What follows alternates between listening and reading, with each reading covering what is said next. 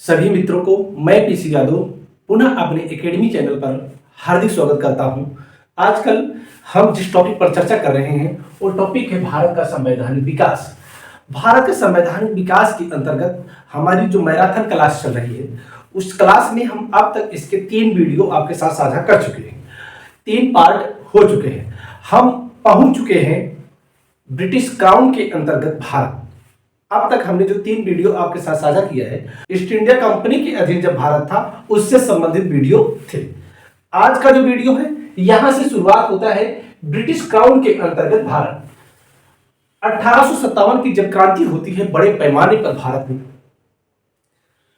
में जब बड़े पैमाने पर 1857 की क्रांति होती है उसकी गूंज लंदन तक सुनाई थी।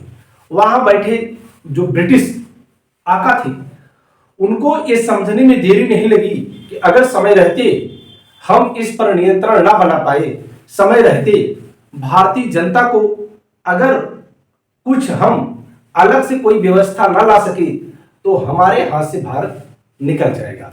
जो भारत एक उपनिवेश के रूप में ब्रिटिश सत्ता के लिए बहुत ही मददगार था, जहां से उसको अधिक मात्रा में राजस्व की प्राप्ति होती थी, उसके हाथ से निकल सकता था।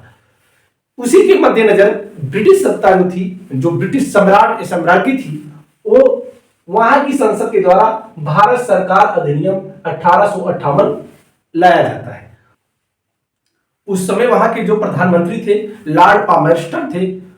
किन्हीं कारणों से उनको अपने पद से त्यागपत्र देना पड़ता है। उसके स्थान पे आते हैं लॉर्ड डर्बी। लॉर्ड डर्बी इस विधेयक को आगे बढ़ाते हैं और ये विधेयक संसद द्वारा पास कर दिया जाता है। और संसद द्वारा जब पास कर दिया जाता है उस पर महारानी विक्टोरिया के हस्ताक्षर 2 अगस्त 1858 को होते हैं। 2 अगस्त 1858 को महारानी विक्टोरिया उस पर हस्ताक्षर करती हैं और वह बन जाता है भारत सरकार अधिनियम 1858। इसका जो नाम वहां पर रखा गया 1858 act for the better government of India. 1858 act for the better government of India. ये जो अधिनियम आया, इस अधिनियम में भारतीय जनता के लिए, भारत के लिए कुछ स्पेशल बातें थी।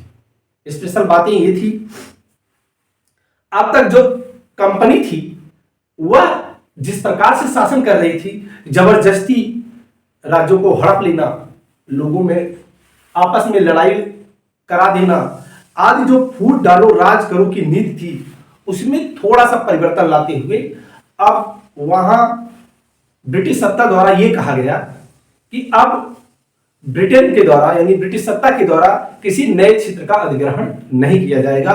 यानी जो राज्य अभी बचे हैं वो अपने आप को स्वतंत्र समझे, उनके ऊपर कोई जबरदस्ती दबाव नहीं डाला जाएगा। इस अधिनियम में कुछ बातें जो महत्वपूर्ण थी उसी पर हम फोकस करेंगे। वैसे ये अधिनियम बहुत बड़ा है लेकिन हम उन्हीं बिंदुओं पर चर्चा करेंगे जो हमारे लिए और आपके लिए बहुत ही महत्वपूर्ण है, जहां से प्रश्न उठते हैं और उनका हमें अध्ययन करना है। भारत का शासन कंपनी के हाथों से ब्रिटिश ताज के अधीन आ जाता है। जैसा कि हमने बताया इस अधिनियम में अब तक जो कंपनी शासन कर रही थी, अब कंपनी के हाथ से सत्ता किसके हाथ में जाती है? ब्रिटिश ताज यानी जो ब्रिटिश साम्राज्य थी महारानी विक्टोरिया, अब उनके हाथ में सत्ता चली जाती है। ब्रिटेन में इससे संबंधित 2 अगस्त 1858 को महारानी विक्टोरिया के हस्ताक्षर होते हैं। और भारत में क्या होता है? भारत में 1 नवंबर 1858 को लॉर्ड कैनिंग द्वारा इलाहाबाद में इसकी उद्घोषणा की जाती है। यहां से प्रश्न उठता है, जो भारत में लॉर्ड कैनिंग उस समय भारत का वायसराय था। इस अधिनियम के बाद जो भारत का गवर्नर जनरल था अब क्या कहलाया? वायसराय कहलाया। तो भारत का ये पहला वायसराय था और अंतिम गवर्नर जनरल था कौन? Lord Canning. लॉर्ड कैनिंग 1 नवंबर 1858 को इलाहाबाद वर्तमान समय में प्रयागराज में उद्घोषणा किया कि अब कंपनी का शासन यहां पर समाप्त होता है और महारानी विक्टोरिया अपने हाथों भारतीय सत्ता को अधिग्रहण करती है। और उससे संबंधित जो कई बातें हैं उसको भी उद्घोषणा के जरिए लॉर्ड कैनिंग ने इलाहाबाद में उद्घोषित किया। इससे संबंधित जो अधिनियम था जब पास किया गया तो इसका असर क्या हुआ उसको हम देखते हैं। निदेशक मंडल और नियंत्रक मंडल समाप्त कर दिए गए। बहुत ही महत्वपूर्ण कदम था। जो ये निदेशक मंडल था, जो ये निदेशक मंडल यानी कोर्ट ऑफ डायरेक्टर और board of control, court of director और बोर्ड ऑफ कंट्रोल को समाप्त कर दिया गया। यहां से प्रश्न ये आता है कि किस अधिनियम के द्वारा नियंत्रक मंडल, निदेशक मंडल को समाप्त कर दिया गया, पूरी तरह से खत्म कर दिया गया। तो इसका उत्तर क्या होगा? 1858 का भारत सरकार अधिनियम। भारत का प्रशासन साम्राज्ञी द्वारा नियुक्त 15 सदस्यीय एक परिषद को सौंपा गया। जब निदेशक मंडल और नियंत्रक मंडल को समाप्त कर दिया गया, इसके स्थान पर एक नई व्यवस्था इजाद की गई। वो व्यवस्था क्या थी? जो ब्रिटिश साम्राज्ञी थी उस समय, महारानी विक्टोरिया, उनके द्वारा नियुक्त 15 सदस्यीय, उनके द्वारा नियुक्त एक 15 सदस्यीय 8+7, इसका अभी ढांचा हम यहां बताएंगे कि किस प्रकार इसके सदस्य बनाए गए। तो जो एक परिषद बनाई गई और उस परिषद में कुल कितने सदस्य थे?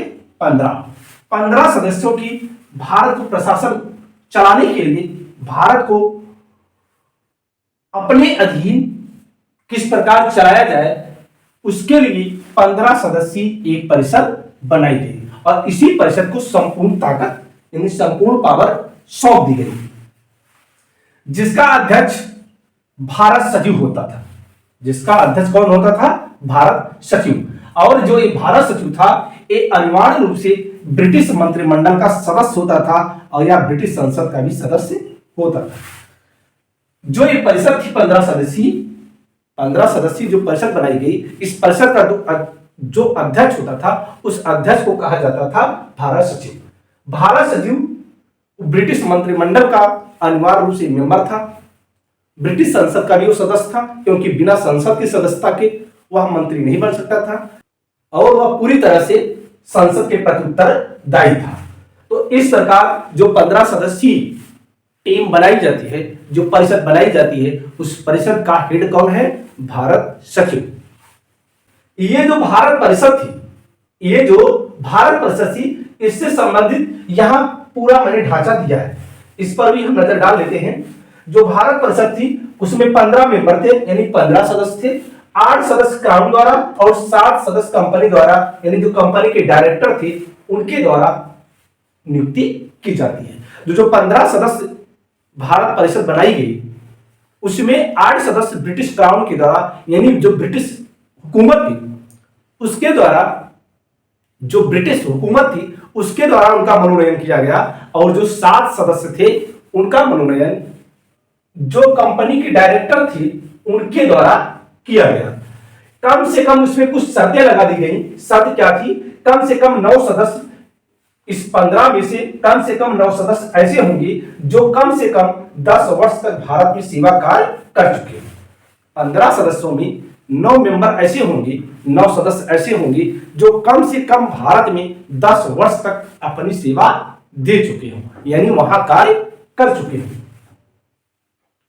भारत सचिव प्लस भारत परिषद को मिलाकर के गृह सरकार कहलाई। ये बहुत ही महत्वपूर्ण तथ्य है। गृह सरकार शब्द आपको ऐसे सुनाई देगा आने वाली वीडियो में भी, जब आप भारत का संवैधानिक विकास से संबंधित जो अध्ययन सामग्री है उसको जब पढ़ेंगे तो वहां आपको गृह सरकार शब्द जरूर पढ़ना पड़ेगा। ये गृह सरकार क्या है उसके बारे में हम बता रहे हैं। जो भारत सचिव होता था, यानी जो ब्रिटिश मंत्रिमंडल का सदस्य भी था और भारत सचिव था, भारत सचिव प्लस भारत परिषद, यानी जो भारत परिषद होती थी 15 सदस्यीय जो भारत परिषद थी, उसी में जो भारत सचिव था, दोनों को मिलाकर के क्या कहा गया? गृह सरकार कहा गया। क्या कहा गया? गृह सरकार। गृह सरकार क्यों कहा गया? इसके पीछे का रीजन समझिए। क्योंकि वहां ब्रिटिश मंत्रिमंडल कार्यरत था, और सोचिए ब्रिटिश मंत्रिमंडल के समानांतर एक प्रकार का अलग शासक समझ लीजिए, क्योंकि ये भारत के मामले में पूरी तरह हस्तक्षेप कर रहा था।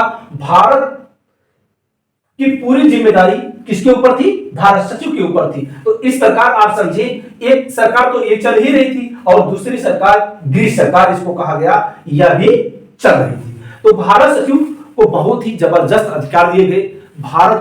भारत सचिव को जो पावर दी गई वो इस प्रकार दी गई कि जो यहां वायसराय होता था, जो इस यहां पर वायसराय होता था, वायसराय बिना भारत सचिव की मंजूरी के कोई भी निर्णय नहीं ले सकता था। भारत सचिव के साथ संवाद करके ही वह आगे बढ़ सकता था।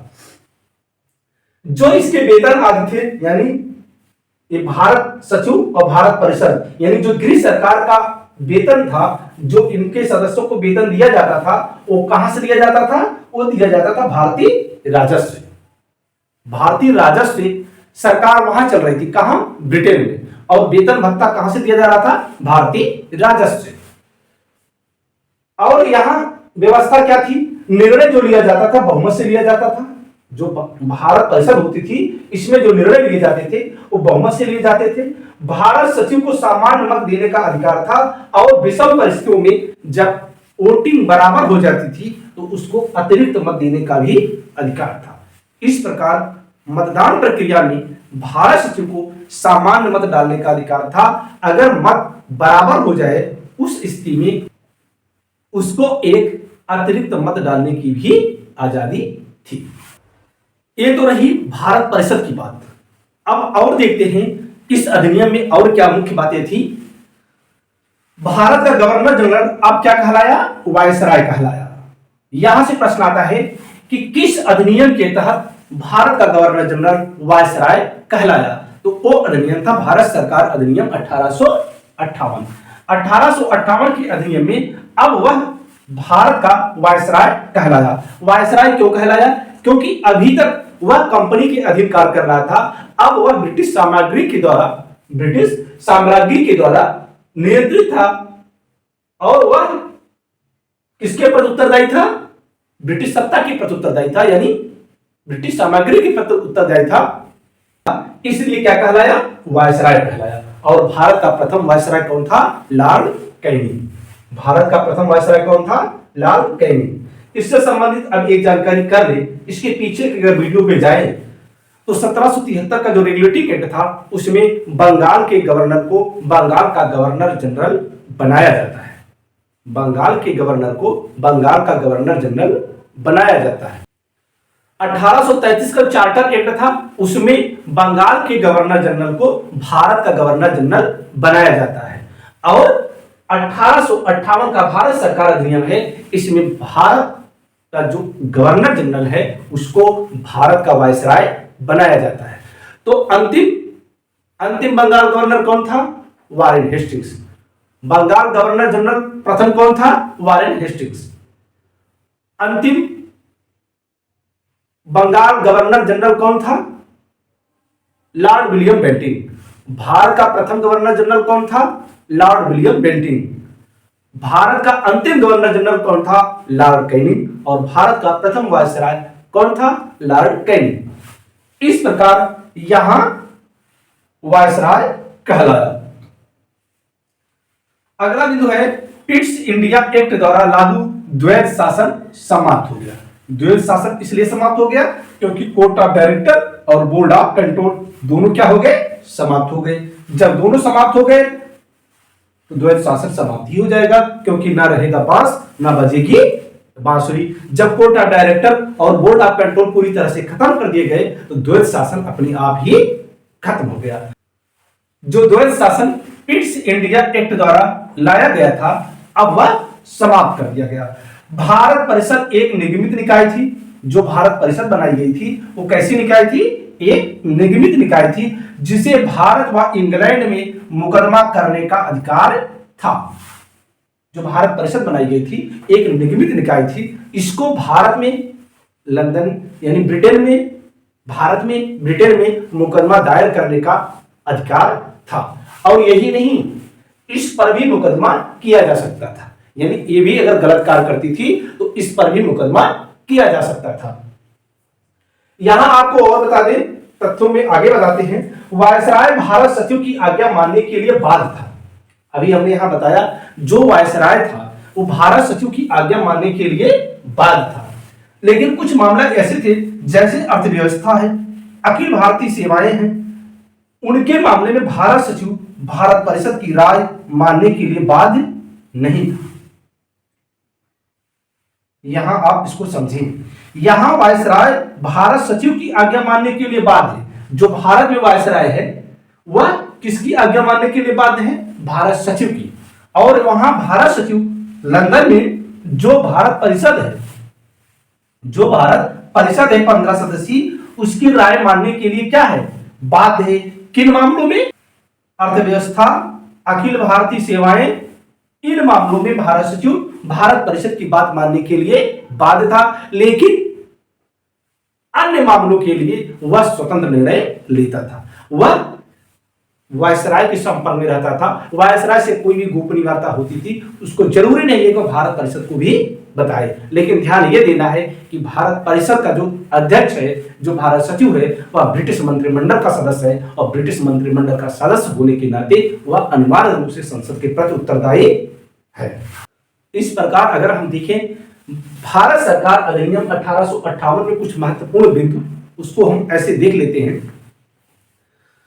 इस अधिनियम के द्वारा भारत में अब कंपनी के शासन को समाप्त कर दिया गया।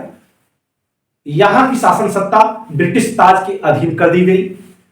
यहां पर अब तक जो गवर्नर जनरल कार्य कर रहा था, अब वह वायसराय के रूप में कार्य करने लगा, क्योंकि वह ब्रिटिश साम्राज्य के अंतर्गत कार्य कर रहा था, इसलिए वह वायसराय कहलाया। नंबर 3 पॉइंट, जो निदेशक मंडल था और बोर्ड ऑफ कंट्रोल यानी नियंत्रक मंडल था, दोनों को पूरी तरह से खत्म कर दिया गया। उसके स्थान पर एक भारत परिषद बनाई गई, और भारत परिषद कितने सदस्यों की थी? 15 सदस्यों की थी, जिसमें 8 सदस्य ब्रिटिश क्राउन के द्वारा मनोनीत किए जाते थे, और 7 सदस्य जो निदेशक मंडल के सदस्य थे उनके द्वारा नियुक्त किए गए।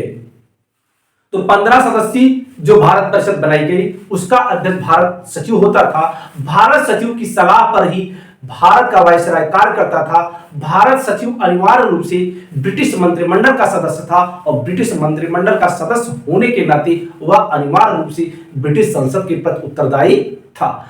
इस प्रकार अगर हम देखें, अब जो भारत परिषद है और भारत परिषद का अध्यक्ष जो भारत सचिव है, वह पूरी तरह से भारतीय सत्ता के मामले में दखल दे रहा था, और वहां से जो ब्रिटिश महारानी विक्टोरिया जी है, वो अब भारत सचिव के माध्यम से भारत पर शासन कर रही थी।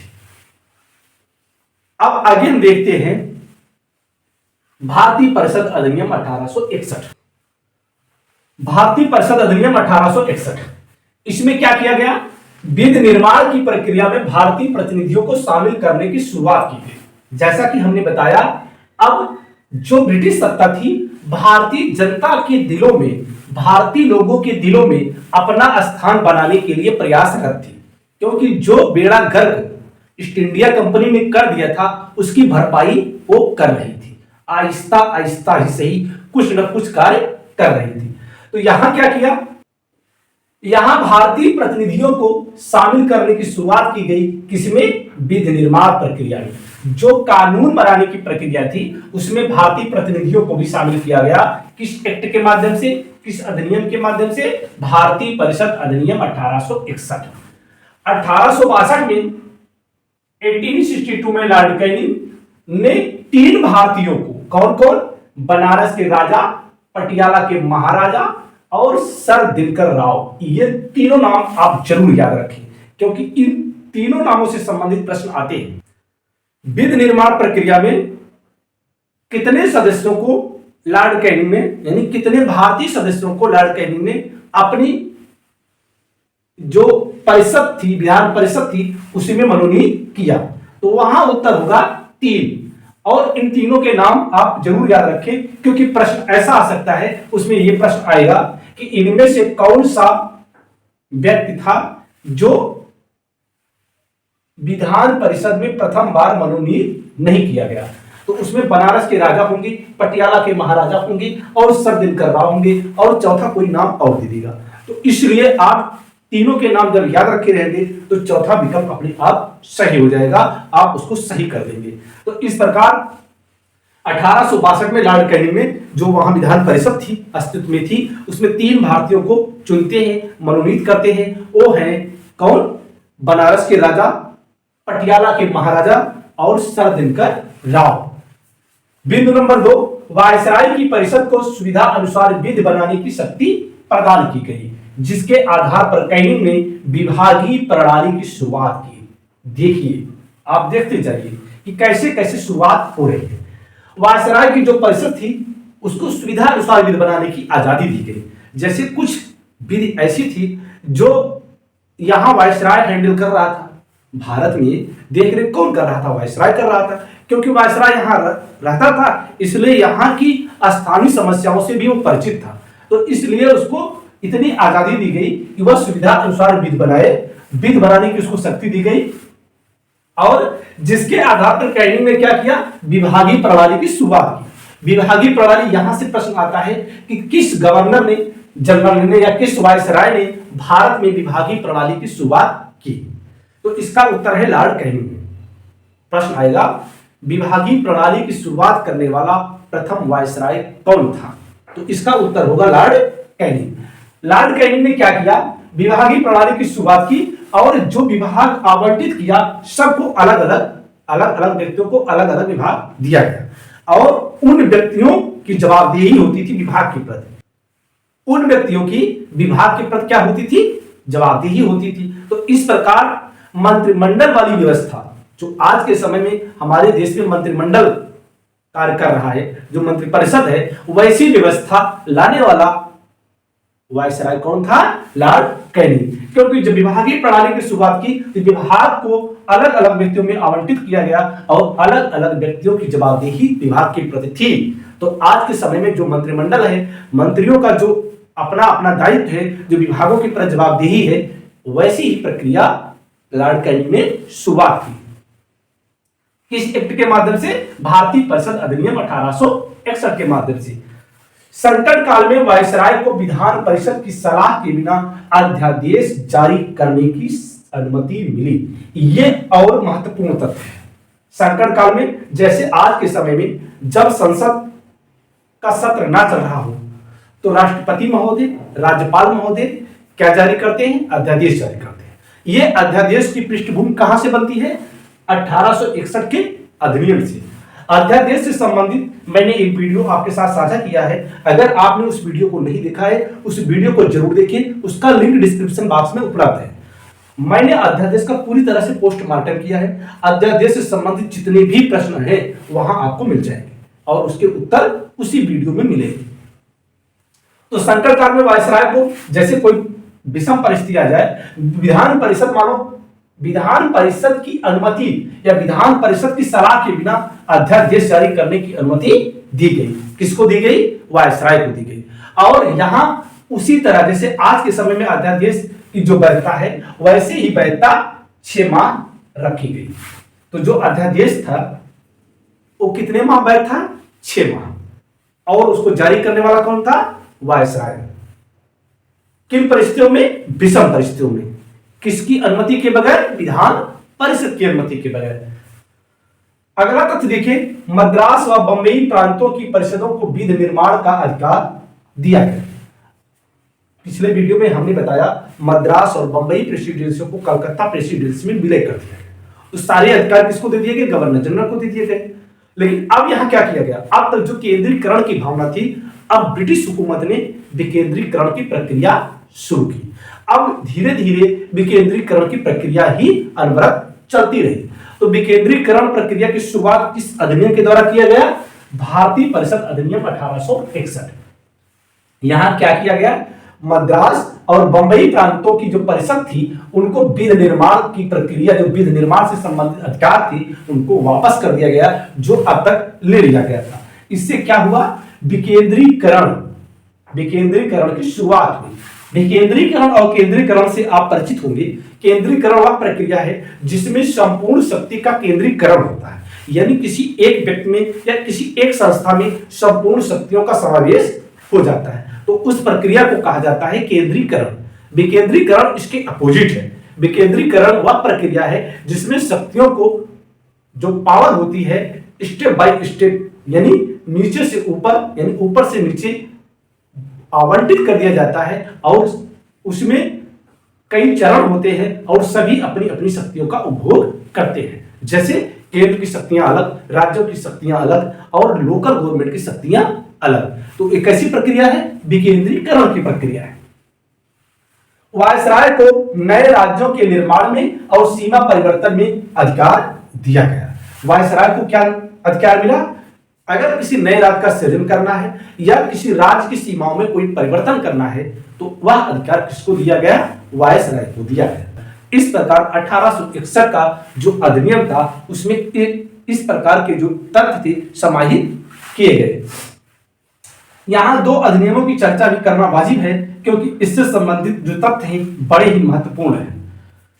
जैसा कि पिछले मैंने वीडियो में बताया था कि ब्रिटिश संसद को यह पावर दिया गया था कि कभी भी ईस्ट इंडिया कंपनी को खत्म किया जा सकता है। तो 1873 का जो अधिनियम है इसके तहत 1 जनवरी 1884 को ईस्ट इंडिया कंपनी को भंग कर दिया गया। 1 जनवरी 1884 को यहां से प्रश्न आता है कि किस अधिनियम के तहत ईस्ट इंडिया कंपनी को भंग किया गया? तो वो अधिनियम था 1873। ध्यान देना, 1873 के अधिनियम में ईस्ट इंडिया कंपनी को 1 जनवरी 1884 को क्या कर दिया गया? भंग कर दिया गया।